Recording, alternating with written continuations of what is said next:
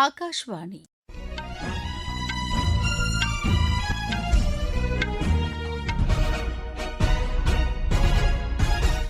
செய்திகள் வாசிப்பவர் மிருதுளா. தலைப்புச் செய்திகள்: இந்தியாவிற்கும் சைப்ரஸுக்கும் இடையேயான உறவு பொற்காலத்தில் நுழைந்துள்ளதாக குடியரசுத் தலைவர் திருமதி திரௌபதி முர்மு தெரிவித்துள்ளார். இளையோரிடையே வாசிப்பு பழக்கம் குறைந்து வருவது கவலை அளிப்பதாக குடியரசு துணைத் தலைவர் திரு சி பி ராதாகிருஷ்ணன் தெரிவித்துள்ளார். நாடு முழுவதும் பெட்ரோல் மற்றும் டீசல் போதிய அளவு கையிருப்பு உள்ளதாக மத்திய அரசு தெரிவித்துள்ளது.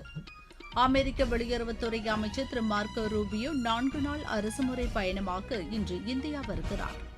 ஐபிஎல் கிரிக்கெட் போட்டியில் லக்னோ அணி இன்று பஞ்சாப் அணியை எதிர்கொள்கிறது. இனி விரிவான செய்திகள். இந்தியாவிற்கும் சைப்ரஸுக்கும் இடையேயான உறவு பொற்காலத்தில் நுழைந்துள்ளதாக குடியரசுத் தலைவர் திருமதி திரௌபதி முர்மு தெரிவித்துள்ளார். புதுதில்லியில் நேற்று சைப்ரஸ் அதிபர் நிக்கோஸ் கிறிஸ்டோடோலிடிஸ் மற்றும் அந்நாட்டு தூதுக்குழுவினரை வரவேற்று பேசுகையில் இதனை குறிப்பிட்ட அவர், இந்தியாவும் சைப்ரஸும் பரஸ்பர நம்பிக்கை மற்றும் நல்லெண்ணத்தின் அடிப்படையில் மிக நெருங்கிய உறவை கொண்டுள்ளதாக குறிப்பிட்டார். தற்போது இருதரப்பு உறவு உத்திசார் கூட்டாண்மை என்ற அடுத்த கட்டத்திற்கு உயர்ந்துள்ளதாகவும் இது இரு நாடுகளுக்கு இடையே வளர்ந்து வரும் ஆழமான நம்பிக்கையை காட்டுவதாகவும் அவர் தெரிவித்தார். பாதுகாப்பு, தொழில்நுட்பம், நிதி சேவைகள் மற்றும் கடல்சார் ஒத்துழைப்பு போன்ற முக்கிய துறைகளில் இரு நாடுகளும் இணைந்து செயல்படுவதன் மூலம் இந்த உறவு ஒரு புதிய கட்டத்தில் நுழைந்துள்ளதாக திருமதி முர்மு மகிழ்ச்சி தெரிவித்தார். பயங்கரவாதத்தை ஒழிப்பதில் உலக நாடுகள் ஒருங்கிணைந்து செயல்பட வேண்டும் என்று இந்தியாவும் சைப்ரஸும் கூட்டாக அழைப்பு விடுத்துள்ளன.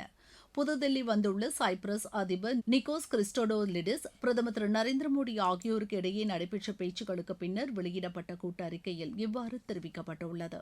பயங்கரவாதத்தை ஒருபோதும் பொறுத்துக்கொள்ள முடியாது என்று தெரிவித்த அவர்கள், ஐநா சபையால் தடை செய்யப்பட்ட பயங்கரவாத அமைப்புகள் மற்றும் அதனுடன் தொடர்புடைய நபர்களுக்கு எதிராக கடுமையான நடவடிக்கையை கூட்டாக எடுப்பது அவசியம் என்று வலியுறுத்தியுள்ளனர். பயங்கரவாதிகளுக்கு நிதி கிடைப்பதை தடுப்பது, இணையதளம் மற்றும் புதிய தொழில்நுட்பங்களை தவறாக பயன்படுத்துவதை கண்காணிப்பது போன்ற விஷயங்களில் இரு நாடுகளும் இணைந்து செயல்பட முடிவெடுத்துள்ளதாகவும் அந்த அறிக்கையில் தெரிவிக்கப்பட்டுள்ளது.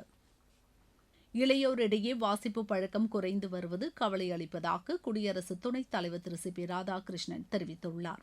இந்தியாவின் நூலக மனிதர் என்று போற்றப்படும் என் பணிக்கரின் கதை என்ற புத்தகத்தை நேற்று புதுதில்லியில் வெளியிட்டு பேசுகையில் இதனை அவர் தெரிவித்தார்.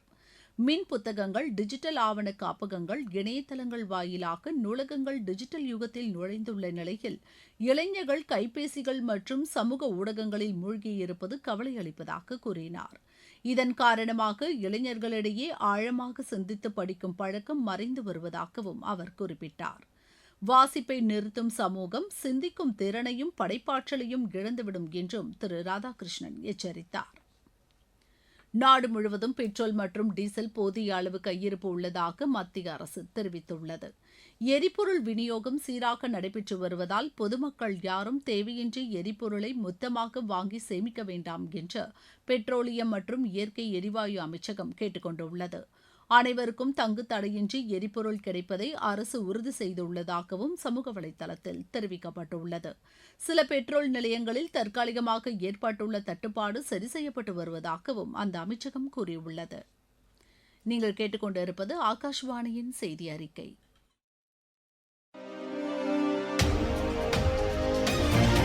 ஊரக வளர்ச்சிக்கான புதிய அத்தியாயம். வளர்ச்சியடைந்த இந்தியாவிற்கான ஊரக வேலைவாய்ப்பு உறுதி மற்றும் வாழ்வாதார சட்டம் ஜூலை மாதம் 1ஆம் தேதி முதல் செயல்பாட்டுக்கு வருகிறது. இந்த சட்டம் வருடத்திற்கு 125 நாட்கள் வேலையை உறுதி செய்கிறது. இதில் வாரந்தோறும் ஊதியம் வழங்கப்படுவது கட்டாயமாக்கப்பட்டுள்ளது. பணி முடிந்த 15 நாட்களுக்குள் ஊதியம் வழங்குவதை உறுதி செய்வதற்கான அம்சங்களும் இதில் இடம்பெற்றுள்ளன. ஊதியம் காலதாமதமாக வழங்கப்பட்டால் அதற்கான இழப்பீட்டுத் தொகைக்கும் இதில் வகை செய்யப்பட்டுள்ளது. வளர்ச்சியடைந்த இந்தியாவிற்கான பயணத்தில் மோடி அரசு தொடரும் சீர்திருத்த நடவடிக்கைகள்.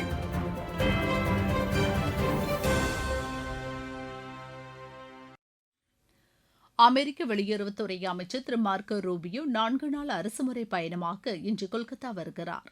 வெளியுறவுத்துறை அமைச்சராக அவர் இந்தியா வருவது இதுவே முதல் முறையாகும். கொல்கத்தா பயணத்தின் போது அன்னை தெரேசாவின் நினைவிடத்திற்கு சென்று அவர் அஞ்சலி செலுத்த உள்ளார். தொடர்ந்து விக்டோரியா நினைவிடத்தையும் அவர் பார்வையிட உள்ளார். இதன் பின்னர் புதுதில்லி வரும் திரு மார்க்கோ ரூபியோ பிரதமர் திரு நரேந்திர மோடியை சந்தித்து பேசுகிறார். நாளை புதுதில்லியில் வெளியுறவுத்துறை அமைச்சர் டாக்டர் எஸ் ஜெய்சங்கருடன் அவர் இருதரப்பு பேச்சுவார்த்தை நடத்துகிறார். அமெரிக்க தூதரகம் சார்பில் நடைபெறும் சுதந்திர தின கொண்டாட்டங்களிலும் அவர் பங்கேற்கிறார். வரும் திங்கட்கிழமை ஆக்ரா மற்றும் ஜெய்ப்பூர் நகரங்களுக்கு செல்லும் திரு மார்க்கோ ரூபியோ செவ்வாய்க்கிழமை புதுதில்லியில் நடைபெறும் குவாட் நாடுகள் அமைப்பின் வெளியுறவு அமைச்சர்கள் கூட்டத்தில் பங்கேற்கிறார். மத்திய வர்த்தக மற்றும் தொழில்துறை அமைச்சர் திரு பியூஷ் கோயல் அமெரிக்காவின் முதலீட்டு நிறுவன கூட்டமைப்பின் நிர்வாக இயக்குநர் திரு மேத்யூ மோலன்காம்பை நேற்று புதுதில்லியில் சந்தித்து பேசினார். வேகமாக வளர்ந்து வரும் இந்திய பொருளாதாரத்தில் உள்ள முதலீட்டு வாய்ப்புகள் குறித்து இந்த சந்திப்பின் போது ஆலோசிக்கப்பட்டதாக அமைச்சர் தெரிவித்துள்ளார். உற்பத்தி, கண்டுபிடிப்புகள் மற்றும் வேலைவாய்ப்பை ஊக்குவிக்கும் அதே வேளையில் தொழில்நுட்பம், உட்கட்டமைப்பு, மின்னணுவியல் மற்றும் டிஜிட்டல் கட்டமைப்பு உள்ளிட்ட வேகமாக வளர்ந்து வரும் துறைகளில் அமெரிக்க முதலீடுகளை வலுப்படுத்துவது குறித்து இந்த சந்திப்பில் விரிவாக விவாதிக்கப்பட்டதாக சமூக வலைதளத்தில் திரு பியூஷ் கோயல் குறிப்பிட்டுள்ளார். நீலகிரி மாவட்டம் குன்னூரில் மலைப்பயிர்கள் கண்காட்சி நேற்று தொடங்கியது. நாளை வரை நடைபெறவுள்ள இந்த கண்காட்சியில் தேயிலை, காபி, முந்திரி போன்ற மலைப்பயிர்களை கொண்டு பல்வேறு வகையான கண்கவர் அலங்கார வடிவங்கள் பொதுமக்கள் பார்வைக்கு வைக்கப்பட்டுள்ளதாக எமது செய்தியாளர் தெரிவிக்கிறார். குன்னூர் காட்டேரி பூங்காவில் 2வது ஆண்டு மலைப்பயிர்கள் கண்காட்சி தொடங்கியது. ஞாயிற்றுக்கிழமை வரை 3 நாட்கள் நடைபெறும் இந்த மலைப்பயிர்கள் கண்காட்சியில் 9 டன் அளவிலான மலைப்பயிர்களை கொண்டு கடல்சார் வாழ்வியல் முறைகளை தோட்டக்கலைத்துறையினர் அலங்கரித்துள்ளனர். கண்காட்சியின் முக்கிய அம்சமாக தேயிலை, காபி, வெற்றிலை, முந்திரி, தென்னை, பனை, கொக்கோ, எண்ணெய், பாக்கு மற்றும் நுங்கு போன்ற 10 வகை மலைப்பயிர்களை கொண்டு படகில் மீனவ பெண் வலையை வீசி மீன் பிடிப்பது போல் தத்ரூபமாக வடிவமைக்கப்பட்டுள்ளது. இது மட்டுமின்றி காப்பி தூள் கொண்டு நங்கூரம் மற்றும் துடுப்பு மற்றும் தேங்காய் துகள்கள், முந்திரிகளை கொண்டு பிரம்மாண்ட சங்கு, கலங்கரை விளக்கம், தமிழ்நாடு கடலோர பகுதி வரப்படம் போன்ற அனைத்தும் 9 டன் மலைப்பயிர்களை கொண்டு அமைக்கப்பட்டுள்ளது. இந்த மலைப்பயிர்கள் கண்காட்சியினை முன்னிட்டு தேயிலை பயிரிடும் விவசாயிகளுக்கென பிரத்யேகமாக 4 பிரிவுகளில் போட்டிகள் நடத்தப்பட்டு நிறைவு நாளில் பரிசுகள் வழங்கப்பட்டுள்ளது. உதகையிலிருந்து சரவணன். லெபனானில் உள்ள ஐக்கிய நாடுகள் சபையின் அமைதிப்படை பிரிவில் பணியாற்றி வரும் இந்திய ராணுவ அதிகாரி மேஜர் அபிலாஷா பராக் 2025ஆம் ஆண்டிற்கான புகழ்பெற்ற ஐநா ராணுவ பாலின பாதுகாவலர் விருதுக்கு தேர்ந்தெடுக்கப்பட்டுள்ளார். மேஜர் அபிலாஷா பராக் தற்போது லெபனானில் உள்ள ஐநா இடைக்கால படையின் இந்திய பிரிவில் மகளிர் குழுவின் தளபதியாக பணியாற்றி வருகிறார். இவர் இந்திய ராணுவத்தின் முதல் பெண் ஹெலிகாப்டர் பைலட் என்பது குறிப்பிடத்தக்கது. அமெரிக்க உளவுத்துறை இயக்குநர் திருமதி துளசி கபாட் தனது பதவியை ராஜினாமா செய்வதாக அறிவித்துள்ளார். தமது கணவர் திரு ஆப்ரஹாம் வில்லியம்ஸுக்கு மிகவும் அரிதான வகை எலும்பு புற்றுநோய் பாதிப்பு கண்டறியப்பட்டுள்ளதை அடுத்து வரும் ஜூன் மாதம் 30ஆம் தேதி முதல் அவர் பதவியிலிருந்து விலகுகிறார். அமெரிக்க அதிபர் திரு டொனால்டு டிரம்பிற்கு தனது ராஜினாமா கடிதத்தை அவர் அனுப்பியுள்ளார். மத்திய பிரதேசம், உத்தரப்பிரதேசம் மற்றும் விதர்பா ஆகிய பகுதிகளில் இன்று கடுமையான வெப்ப அலை வீசக்கூடும் என்பதால் வானிலை ஆய்வு மையம் சிவப்பு எச்சரிக்கை விடுத்துள்ளது.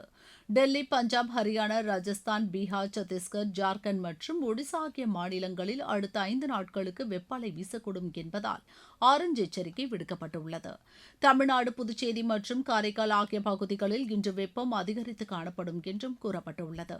இதற்கிடையே அருணாச்சல பிரதேசம், அசாம், மேகாலயா, மேற்குவங்கத்தின் இமயமலை ஒட்டிய பகுதிகள் மற்றும் சிக்கிம் ஆகிய மாநிலங்களில் நாளை வரை மிக கனமழை பெய்யக்கூடும் என்றும் வானிலை ஆய்வு மையம் தெரிவித்துள்ளது.